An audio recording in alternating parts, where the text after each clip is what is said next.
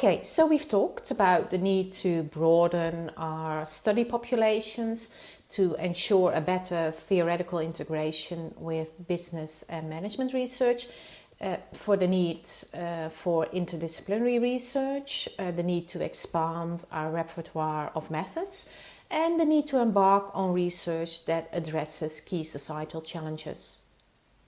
There are two more things, however, that I would really like to impress on you, and they are: don't be afraid to be different and don't be afraid to be critical.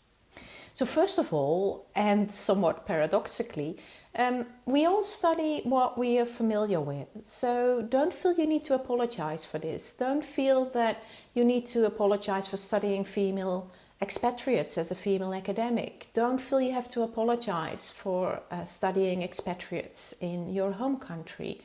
Remember, the seminal researchers in this field did me search too. They were white, male, generally Anglo academics studying white, male, generally Anglo expatriates. That's perfectly fine.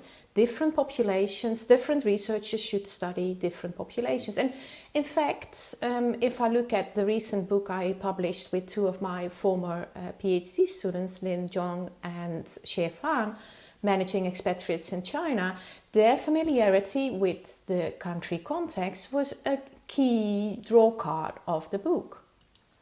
Second, try to leverage author collaborations across ethnic boundaries. Many publications, in fact, have authors of similar ethnicity, whether that's white Western, Asian or African. And if there are collaborations, they tend to be non-Western juniors writing with their white Western PhD supervisors. And the juniors are socialized into Western perspectives. In our recent paper in Organization Studies with Hunjun Lee and Katsu Yoshikama, we were trying to provide a fresh perspective on country of origin effects on multinational staffing policies. And the paper took probably about 8 years all in all to get published, from first ideas to publication.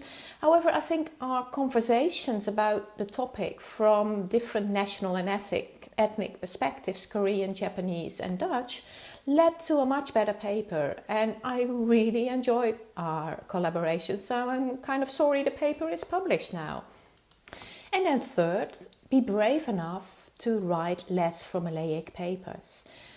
A recent paper I published with Marcus Purelko in Management International Review is in fact a combination between a perspective paper, a literature review and an empirical paper, all used to argue that cultural distance as a concept is overused and that entry mode choice can actually be explained much better by home and host country cultural and institutional factors than by cultural distance.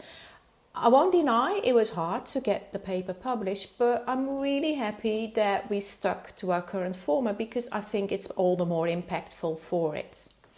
And then finally, don't feel you have to publish every single paper in an A journal. There are different outlets for different types of work. You might enjoy listening to my YouTube video on this, which outlines at least 7 different types of outlets. And also don't forget that whether before or after publication, engagement with social media can be a really good way to bring your research to a broader audience. Okay, then last but not least, be critical. Don't think that established theories are set in stone. They're not holy. They might, in fact, be based on very, very simple research methods, very limited samples. If I look at my own paper in Journal of World Business in 2001, it had extremely simplistic statistical analysis. And the typology that I came up with, bears, bumblebees and spiders, this was just something that came out of a conversation with my husband. And I was just so surprised to hear young PhD students at conferences talking about it 15 years later as if this was like an established thing and they couldn't touch it. Of course not. Research is progress. It's not about treating prior work as set in stone. And then don't feel you have to wait until you're a full professor to be allowed to be critical. even as a PhD student, you are allowed to criticize other people's work as long as you do it with justification and with respect.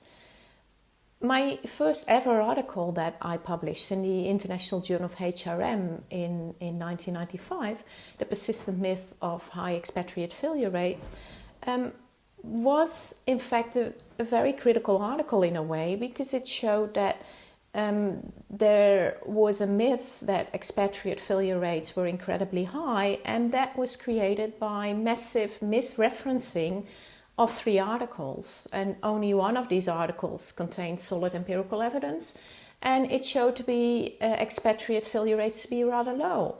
I did kind of pause for a while and think, should I publish this? But I talked about it with my PhD supervisor, Arndt Sorge, and he said, go ahead, science is about progress. And I can't say that anyone has reacted negatively to me about this. I might have had some strange glances at conferences, but overall, I think the article was very well received. And even though the article was well received, people did in fact continue to make the same claim. So after about 5 or 6 years, I thought maybe I should phrase this slightly differently. So I tried to bring this at a higher level and say, well, maybe it's about inadequate referencing. So I wrote an article about our referencing errors undermining our scholarship and credibility.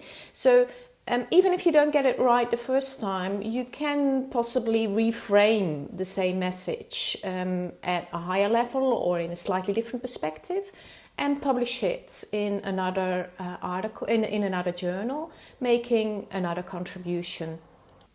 And in fact, the article I published with Marcus Pudelko that I mentioned earlier was the second try to get the same message across.